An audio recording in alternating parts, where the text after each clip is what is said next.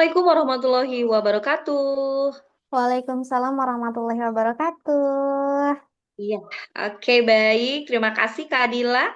Adik-adik, Kak Dila ini akan ada pembahasan soal fisika kelas 12. Nah, adik-adik kelas 12 dipersilahkan untuk bersiap-siap ya, mempersiapkan catatannya misalnya, atau mempersiapkan ingatan kembali ya, kemarin mengisinya apakah nanti kita samakan, apakah sudah sama atau ada yang perlu penjelasan lagi. Yuk, oke, kita langsung simak penjelasan dari Kak Dila. Dipersilakan Kak Dila. Oke, terima kasih Misti. Halo adik-adik, kali ini bersama Kak Dila kita akan ngebahas soal TO. Nah, untuk kesempatan kali ini kita akan ngebahas soal fisika kelas 12. Nah, untuk itu adik-adik simak ya. Kak Dila izin share screen dulu. Ini kita lihat. Nah, kelas 12. Oke, di sini kita mulai dari nomor satu. Nah, kita bacakan dulu ya soalnya. Nah, kalau misalnya ada pernyataan-pernyataan seperti ini, kita baca dulu dari pertanyaannya apa nih? Pertanyaannya di sini, manakah pernyataan berikut yang benar? Manakah pernyataan berikut yang benar? Oke, kita lihat di sini ada keterangannya, tiga buah kapasitor dengan kapasitansi masing-masing 1 mF, 2 mF, dan 3 mF dirangkai secara seri dan diberi tegangan 1 volt pada ujung-ujungnya. Di sini ada 4 pernyataan, kita harus menentukan manakah pernyataan yang benar. Kita dimulai dari pernyataan yang pertama. Masing-masing kapasitor memiliki muatan yang sama banyak. Ini benar atau salah? Ini benar ya. Oke, kita tulis dulu nih. C-nya sama dengan 1. C1-nya sama dengan 1 mF ya. C2-nya berarti adalah 2 mF. C3-nya adalah 3 mF. Nah, dan di sini ada Pi-nya adalah 1 volt ya. Oke. Pernyataan pertama, masing-masing kapasitor diberi tegangan memiliki muatan yang sama banyak. Ini pernyataan yang benar. Kenapa benar? Karena dalam rangkaian secara seri itu muatannya sama banyak. Berarti ketika kapasitor ini dirangkai secara seri, muatannya memiliki nilai yang sama. Kalau secara paralel itu yang sama apa? Yang sama tegangannya, muatannya berbeda. Jadi kalau di seri muatannya sama, tegangannya berbeda. Kalau di paralel eh, muatannya berbeda, tegangannya yang sama. Oke, berarti pernyataan nomor satu ini betul ya. Kita next ke soal nomor dua. Ke pernyataan nomor dua. Kapasitor yang besarnya 1 mF menyimpan energi listrik terbesar. Ini betul atau tidak ya? Kita lihat berdasarkan rumusan energi. Rumusan energi listrik itu kan U sama dengan Q2/2C. Kita lihat energi listrik yang U ini dengan muatan ini itu berbanding terbalik. Kalau berbanding terbalik artinya ketika ini kan yang 1 mF itu memiliki terkecil ya, muatannya terkecil. Berarti kebalikan dari energi. Jadi energi listriknya terbesar. Jadi yang nomor dua ini termasuk benar. Oke. Sekarang kita pernyataan ketiga. Pada kapasitor 3 mF, berarti kapasitor yang ketiga ya, yang ini 3 mF bekerja dengan tegangan terkecil. Nah, kita ingat rumus yang Pi sama dengan Q per C. Kita lihat juga nih, Pi sama Q ternyata dia kan lurus ya. Tapi kalau lurus dalam rumus itu berarti tandanya berbanding terbalik. Jadi kalau misalnya si Q-nya besar, berarti tegangannya kecil. Berarti pernyataan nomor 3 ini adalah benar. Nah, sekarang kita ke pernyataan nomor 4. Ketiga kapasitor bersama-sama membentuk sebuah kapasitor ekuivalen dengan muatan tersimpan sebesar 6/11 CI. Oke, kita berarti harus menghitung dulu nih. Harus menghitung dulu menggunakan rumus 1/C ekuivalen. Berarti gimana dong? Kita tinggal jumlahin ya. Berarti 1/C1 ditambah 1/C2 ditambah 1/C3. C3. Oke, kita masukkan 1 per C1-nya berapa? C1 tadi 1, ditambah C2 itu adalah 2, dan ditambah C3 itu adalah 3. Ketika kita jumlahkan, berarti 1 ditambah 1/2 ditambah 1/3 itu berapa hasilnya? Ketika dijumlahkan hasilnya adalah 11/6 MF min 1. Ini kan MF ya satuannya MF min 1. Nah sekarang gimana caranya biar si satuan ini tuh nggak negatif. Berarti kita tuker ya. Kita tuker jadi 6/11 MF. MF-nya positif sekarang. Nah pertanyaannya kan di sini 6/11 C sama MF beda atau sama? Tentunya berbeda. Jadi kalau MF itu berarti ada meternya nih, ada milinya. Berarti ini tuh berbeda harusnya di sini MC baru C. Berarti berbeda satuannya harusnya MF. Berarti jawaban yang keempat, pernyataan keempat itu adalah salah. Berarti pernyataan yang benar yang mana dong? 1, 2, dan 3. Berarti jawabannya adalah yang A. Oke, kita next ke soal berikutnya. Ini tentang, nah, sebuah bola logam pejal yang mula-mula netral diberi muatan Ki. Pernyataan yang benar terkait dengan peristiwa tersebut adalah, nah, berarti ini masih teori ya, tentang teori di bola logam pejal. Berarti kalau pejal artinya dia nggak punya rongga ya, dia tidak berongga. Berarti pejal itu kayak berisi semuanya full. Nah, ini logam, ini asalnya netral, kemudian diberi muatan sehingga apa yang akan terjadi? Oke, kita bahas satu-satu pilihan gandanya. Yang pertama di sini yang A, energi listrik bola tidak berubah. Ini betul atau salah? Salah ya. Kenapa salah? Karena ketika dia ini kan asalnya netral nih, ketika dikasih muatan Ki, tentunya tentunya energi listrik pada bola ini akan berubah. Nah, berarti ini jawabannya salah ya, pernyataannya salah. Karena di sini tidak berubah. Harusnya berubah karena ada yang ditambahkan di sini, ada muatan yang ditambahkan. Nah, yang ke B, timbul arus listrik di permukaan bola. Ini salah ya. Kenapa salah? Karena di sini ada kata arus. Kalau arus itu berarti dia mengalir, listrik yang mengalir. Karena di sini bola pejal, kemudian yang ditambahkan itu muatannya 1 dan tidak ada keterangan bahwa ini mengalir, maka yang pernyataan B itu salah. Kita ke pernyataan yang ketiga, yang C. Muatan listrik tersebar merata di seluruh bagian bola. Nah, ini juga salah. Kenapa salah? Karena si muatan listrik itu di dalam logam pejal, dia itu hanya tersebar merata di permukaannya saja. Jadi hanya di permukaan. Kalau di dalamnya enggak. Jadi hanya tersebar di luar di permukaan luar bola itu saja. Berarti ini yang nol. Nah, sekarang yang D, potensi listrik di dalam bola harus sama dengan nol. Ini jawabannya salah ya. Kenapa salah? Karena potensial listrik itu konstan, bukan nol. Jadi, konstan itu berarti tidak sama dengan nol ya. Berarti boleh berapa aja asal jangan nol. Tapi tetap nilainya tetap bukan nol.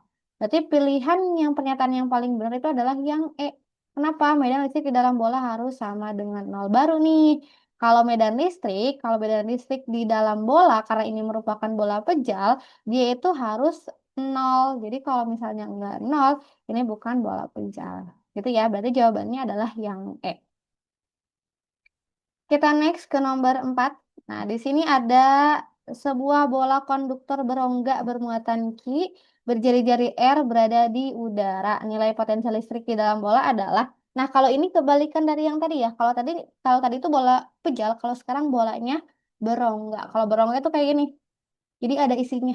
Ada isinya.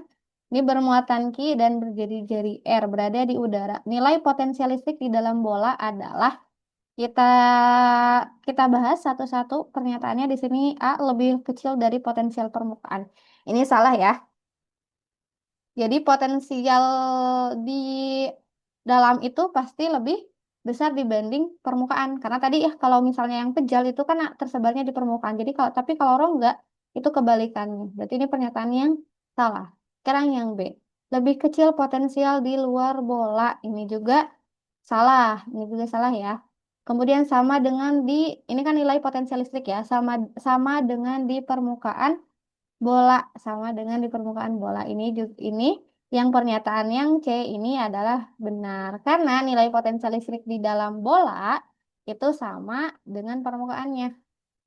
Oke, jadi dalam sama luar potensial listriknya itu adalah sama. Berarti jawabannya yang C. Nah, kita lihat juga yang D sama dengan nol ini bukan ya. Tadi itu dia konstan bukan nol potensial listrik itu. Kemudian sama dengan di luar bola. Nah, ini berbeda. Di luar bola itu berarti jauh ya di sini ya. Kalau permukaan sama luar itu berbeda. Ini permukaan, permukaan itu berarti di sekelilingnya. Kalau yang ini luar bola. Oke, berarti nomor 4 jawabannya adalah yang C. Oke, kita next ke nomor 5. Nah, di sini gaya interaksi antara dua buah muatan listrik disebut, nah apa nih? Ini definisi ya, ini definisi dari gaya listrik. Jadi kalau ada dua buah listrik, interaksinya disebut gaya listrik. Interaksinya apa aja tuh? Interaksi antara tarik-menarik atau tolak-menolak. Nah, kalau medan listrik bukan ya, medan listrik itu berarti area yang disebabkan oleh adanya listrik. Kemudian kalau gaya magnet ini bukan, karena ini perihal listrik. Kemudian medan magnet juga bukan. Nah, gaya tarik ini bisa aja betul, tapi ini hanya tarik aja. Kalau misalnya gaya tarik dan menarik, kalau misalnya gaya tarik dan menolak, ini bisa aja betul, tapi karena di sini mencantumkan gaya tarik saja, berarti ini yang E salah juga. Berarti jawaban yang paling tepat adalah yang E. Oke, kita next ke nomor 6. Di sini alat untuk mengukur kuat arus listrik. Alat untuk mengukur kuat arus listrik dan beda potensial listrik adalah, nah untuk mengukur kuat arus listrik, berarti arus I ya. Satuannya, ingat di besaran pokok satuan arus listrik itu apa? Ampere ya. Nah, berarti di sini kita lihat mana yang ampere meter. Nah, yang A atau yang D ini ada ampere meter, ini ampere meter. Kemudian dan beda potensial listrik neraca kah? Neraca bukan ya. Tentu neraca itu untuk menimbang, untuk mengukur massa kalau neraca. Berarti jawabannya yang mana? Voltmeter. Berarti jawabannya yang D. Kenapa voltmeter? Kita kita juga bisa tahu kan dari satuan beda potensial itu adalah volt. Nah, itu sama nih sama alat ukurnya ampere meter dan voltmeter. Oke, terus kalau kita coba cek ya, yang lain nih. Voltmeter ini betul untuk beda, beda potensial. Kalau voltmeter, jangka sorong untuk apa? Jangka sorong untuk panjang. Kalau mikrometer juga untuk satuan meter. Mikrometer sekrup untuk panjang ya, satuan panjang. Kalau voltmeter betul nih potensial beda potensial. Kalau spektrometer itu untuk mengukur cahaya ya, kalau speedometer untuk kecepatan. Oke deh, kita akan next ke nomor 7. Nah, di sini usaha oleh gaya luar yang diperlukan buat melawan medan gaya saat memindahkan muatan dari satu posisi ke posisi lain adalah, nah ini juga merupakan definisi nih, definisi dari usaha luar. Nah, ini jawabannya adalah energi potensial listrik. Ini merupakan teori ya secara teoritisnya. Kalau medan listrik kan tadi bukan, arus listrik juga. Arus listrik itu berarti aliran yang mengalir, listrik yang mengalir. Ini bukan, tegangan listrik itu beda potensial. Tegangan listrik itu voltmeter tadi ya. Energi listrik juga bukan. Berarti yang lebih spesifik adalah energi potensial listrik. Jawabannya yang A. Kita next ke nomor 8 nih. Sole, solenoida terdiri dari 300 lilitan berarus 2A, panjang solenoida 30 cm, induksi magnet di tengah-tengah solenoida itu adalah titik-titik. Oke, kita bisa menggunakan rumus induksi magnet ya. Rumus induksi magnet. Oke, seperti biasa kita lingkarin dulu yang diketahuinya. Oke, berarti yang diketahuinya apa nih? Diketahuinya adalah lilitan itu berarti N-nya ya. N-nya ada 300 lilitan. Kemudian ada arus ya, berarus 2 ampere, berarti I-nya adalah 2 ampere. dan panjangnya adalah 30 cm. Berarti kalau di sini panjang itu dilambangkan dengan huruf L. L-nya 30 cm. Oke, karena di sini yang diminta meter, berarti kita ubah dulu ke meter. 30 cm ke meter berapa? 0,3 meter. Oke, yang ditanya adalah induksi magnet. Bagaimana cara mencari induksi magnet? Oke, kita menggunakan rumus induksi magnet sama dengan Nu dikali N per L dikali I. Nah, ini di sini udah ketetapan ya. Adik-adik ingat ketetapannya berapa? Ketetapan dari mu itu adalah 4pi, 4pi dikali 10 pangkat min 7. Nah, ini ya. Ini sudah ketetapan. Eh, Asal muasalnya kita bisa pelajari di pembelajaran seperti biasa. Nah, untuk N-nya 300, tinggal masukin. L-nya adalah 0,3 dan I-nya adalah 2. Oke, ketika dihitung hasilnya adalah 8 pi kali 10 pangkat min 4 WB per M persegi. Atau ini itu Tesla ya. Tesla ya, satuan Tesla. Oke, berarti jawabannya yang mana? Jawabannya adalah yang A. Oke. Kita next ke nomor 9. Di sini sebuah lampu memiliki spesifikasi 20 watt, kemudian 150 volt, berarti itu adalah tegangannya. Kemudian lampu dipasang pada tegangan 150 volt, kuat arus yang mengalir pada lampu adalah, oke, seperti biasa kita lingkarin dulu angka-angkanya. Kita lingkarin. Habis itu kita identifikasi apa yang diketahuinya. Di sini yang diketahui apa?